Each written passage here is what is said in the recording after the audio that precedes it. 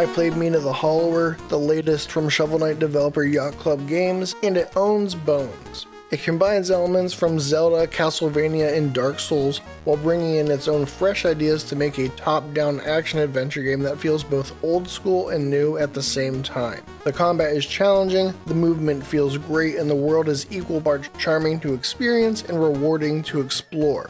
And all of this works and comes together as well as it does because Mina the Hollower is one of the most thoughtfully designed games I have ever played.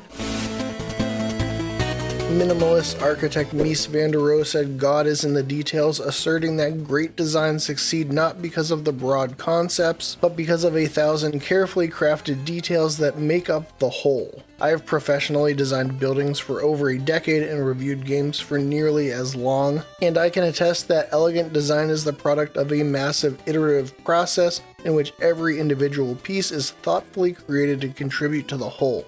And it's often the case that the simpler a design looks, the more complicated the details. Broadly, Mina the Hollower is a top-down action-adventure game that visually and structurally echoes Link's Awakening DX, adds in music and sub-weapons from Castlevania, and loosely borrows Dark Souls' death mechanic. While I like all of these inspirations individually, just ripping out these elements from their progenitors wholesale would be a derivative train wreck of a game. Instead, Mina the Hollower takes these disparate threads and weaves them together to make something familiar but new. For example, the combat in Mina is neither Zelda nor Castlevania, despite containing elements of both. They're incorporated to work together and with the burrowing mechanic. Unique to the game, burrowing lets Mina move quickly underground for a few moments before she launches herself out of the ground with a longer jump.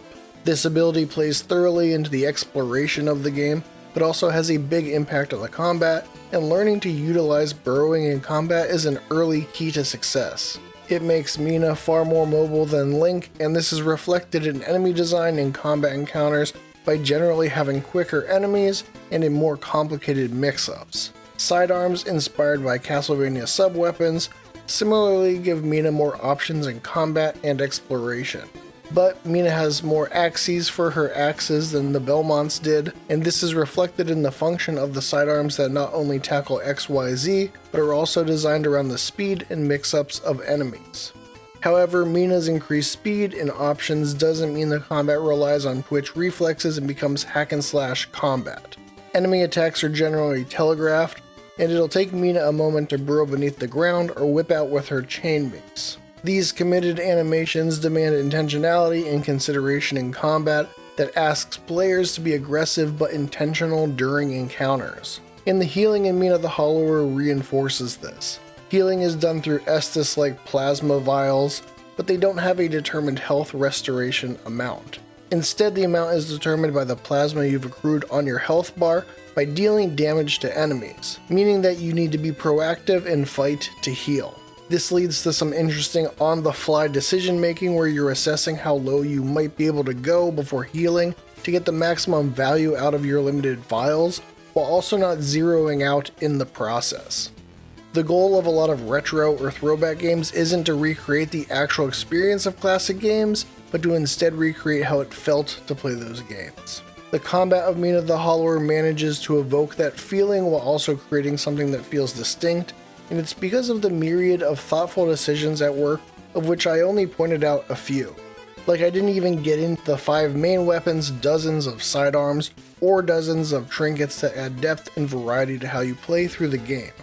I mean, you can wield a casket that parries enemy attacks using the hands of the dead. Hell yeah. While I chose combat as my primary example, what makes Mina the Hollower such a charming experience is that the thoughtful design extends into all areas of the game. There have been dozens of small touches I've noticed during my playtime that glued everything together and made the experience of Mina the Hollower feel so well crafted and considered. Here's a few examples. Mina changes color and starts sweating near ledges, which is both adorable and a helpful visual. The newspaper in Mina the Hollower is a great place to get clues about where to go next and hints about other secrets in the world. The newspaper stand starts bouncing when a new paper is available to read, helping to draw the player's attention.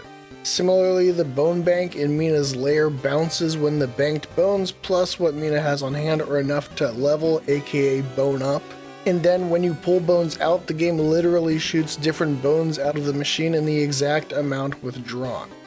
What I like about all of these details is that they're unobtrusive and diegetic in nature, encouraging the player to pay attention to the world and look for clues. This naturally extends out into exploration, where the game asks the player to lock in and engage with the world to solve puzzles and uncover secrets, of which there are plenty.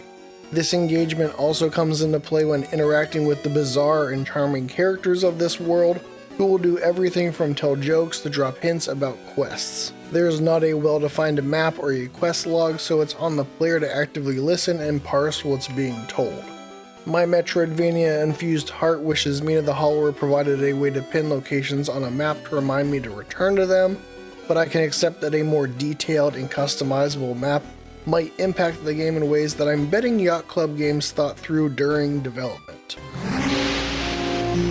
Mina the Hollower is charming and engaging, and it all comes down to the thousands of details and smart touches working in concert toward creating a game that feels both nostalgic and novel at the same time. From combat to exploration to story, Mina asks the player to thoughtfully engage. The result is a game that pulls you in and sends you stumbling out into an adventure, which is ultimately the defining feeling I have when thinking about classic Zelda and Castlevania. And Dark Souls 2, which ironically pulled me in initially because of how it reminded me of my experiences with Metroid and Castlevania. I guess it really is all about cycles. Which, by the way, New Game Plus in Mina just isn't numbers go up, but various modifiers that make the world tougher and weirder in new ways through New Game Plus 7, which sounds awesome. And that's in addition to the literal dozens of difficulty modifiers available for those who want to further dial in their challenge level. And that's why I think Mina the Hollower owns bones. If you enjoyed the video, please give it a like. Are you planning on picking up Mina the Hollower? Let me know in the comments. And make sure to subscribe to the Lore Hunter and turn notifications on. As always, thanks for your support. Thanks Yacht Club Games for the Guardian Casket, and thanks for watching.